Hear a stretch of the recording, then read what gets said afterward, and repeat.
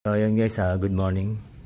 Ngayong araw magche-check tayo ng weather condition.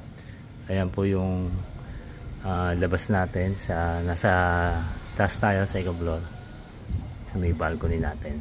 Kasi may bagyo ngayon guys, si Super Typhoon Uwan. Ayan, bumubugso-bugso ng hangin. At dito sa atin sa Laguna is signal number 3. At mamaya daw mga alas 2 ng hapon mararamdaman yung hagupit niya tsaka yung malakas na ulan. So ayan yung kalangitan, medyo kalmado pa rin, walang ulan, walang ambon. So may mga bugso ng hangin. So yun, mamaya i-update ko kayo gano'ng kalakas at gano'ng lakas yung ulan, yung hangin, bugso. So yun, pray lang tayo guys sa mga binabahang lugar. Magsilikas na kayo kasi signal number 3 dito sa Laguna, Metro Manila tsaka sa Batangas. At ang tutumbukin ng bagyong si Uwan sa may Central Luzon, may parting Aurora o Baler, parang ganun. Ayan, lamig guys. Ayan ang ating mga motor. Ayan, sa baba yung 6R natin nakasafe na, ADB tsaka Mio ay ating van. So yun, update ko kayo mamaya guys. So yun, check ulit tayo guys, time check. Anong oras na ba? 9:15. Ayan, medyo light moderate yung ulan ngayon pero wala masyadong bugso ng hangin.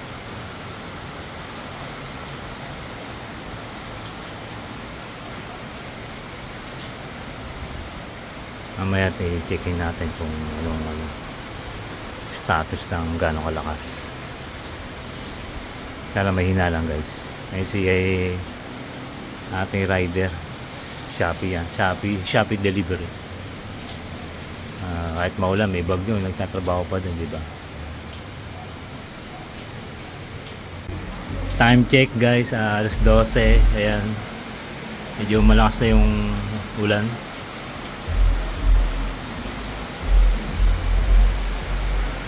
Nasa light to moderate na sa siguro.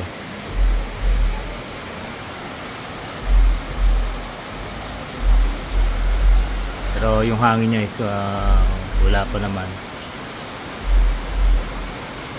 Pero mamaya pa naman ito, mga hapon siguro.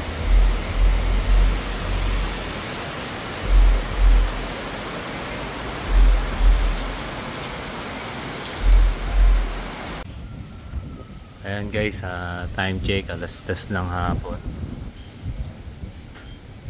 Ayan, malakas na po hangin pero walang gaanong ulan, ambon lang.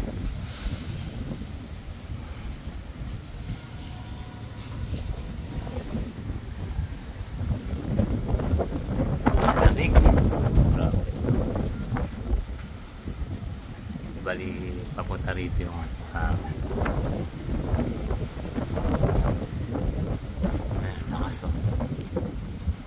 Ewan ko lang mamaya guys kung mas lalakas pa. Sana ganyan lang at di siya ganun malakas ang ulan.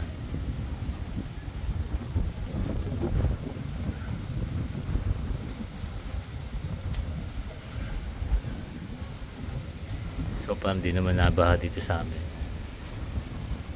dito sa labas. Pagka malakas ang ulan talaga is naapaw yung mga drainage. Pero itong sa amin mataas na lugar, itong subdivision na ito. Sarap, lamig.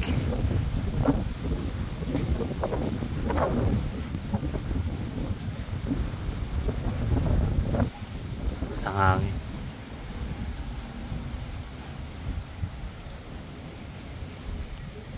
So update ko kayo mamaya guys.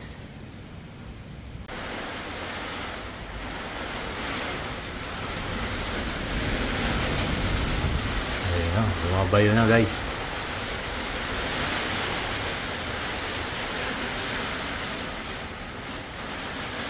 Nandito tayo sa loob ng glass house natin.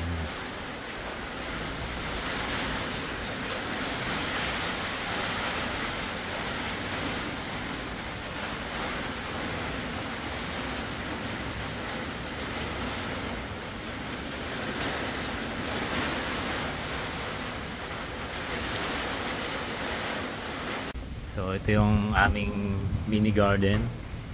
Shoutout sa iyo, pusa. Lagi mong inaano itong aking giorno, ginagawa mo tulugan ah. So yun, malakas lang talaga hangin, pero yung ulan is hindi naman ganon.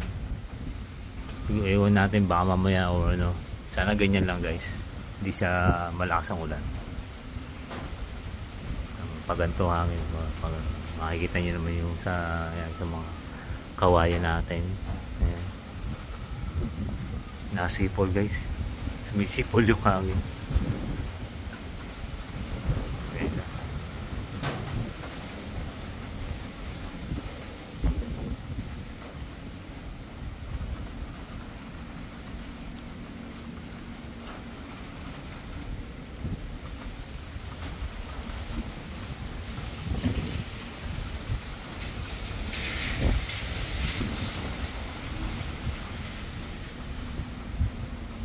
So ito ating big bike, safe na safe yan boss. May bubong, ating ADB Dio, then itong ating Giorno na baklas ng flarings. Nilalamigin kasi wala siyang pairings. So yun, update ulit tayo mamaya guys. Let's go. Ayan guys, update tayo. Time check, alas 5 ng hapon, alas 6 na. Ayan, ganito pa rin yung sitwasyon dito sa amin. Yung malakas pa din, may pabugso-bugsong hangin. Ayan. Pero yung ulan niya sakto lang, hindi naman siya ganun kalakasan talaga. Ayan, medyo ano, malakas lang sa hangin, pero hindi na siya ganun, mas terrible pa.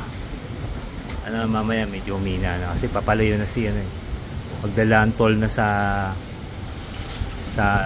Aurora, sa Baler, si Super Typhoon Uwan. So medyo magtatraverse na siya sa may Sierra Madre at medyo hihina siya, magiging typhoon na lang daw, sabi ng Pag-asa. So habang papalayo siya, bukas ang madaling araw, mga alauna, alas 2 ng madaling araw is medyo nasa labas na siya ng ano, na kalupaan. So medyo mabilis naman yung truck niya, 30 km per hour. So ang kanyang lakas is 185 o 180, malapit sa gitna, and may bugso na 230 km per hour. So na-reach na niya yung intensity na sa pagiging super typhoon. As of now, signal number 3 pa rin tayo. Alam din tayo mamayang gabi. So yun guys, ingat mga bro. Guys, hindi na ako nakapag-update kagabi kasi may ginagawa kami ng aking kasama. So ito, time check, 6:30 ng umaga. Kaya yung weather condition dito sa Laguna, medyo yan, may mga konting bugso ng hangin, pero hindi katulad kagabi, talagang malakas. Ayan. Maganda naman yung panahon, may araw na siya, wala naman masyadong nasirang mga puno dito sa amin. Aming bubong, yan, ganun pa rin. At dito sa akin mga kapitbahay, wala naman na damage. Thanks God, ganun lang nangyari, walang pagbaha, walang malakas na ulan. Yun nga lang, sa ibang mga lugar na sobrang tinamaan talaga ng Super Typhoon Uwan. At sana safe sila at nakalikas na sa mataas na lugar. Yun ang ating mga motor, safe naman. So yun lang guys, yung ating vlog sa Super Typhoon si Uwan. May bibigay ko sa inyo tips pag may mga ganitong malalakas na bagyo, lalo Super Typhoon. Hindi biro yung Super Typhoon, yung lakas niya talaga. Pwede talaga makasira ng mga bahay, mga puno, tsaka yung pagbaha sa mga low-lying areas.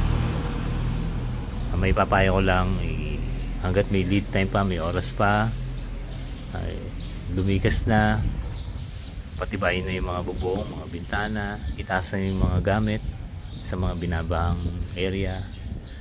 And then ayun, may yung maagang alerto, maagang makapaghanda, kaysa naman nandiyan na si Super Typhoon, di ba?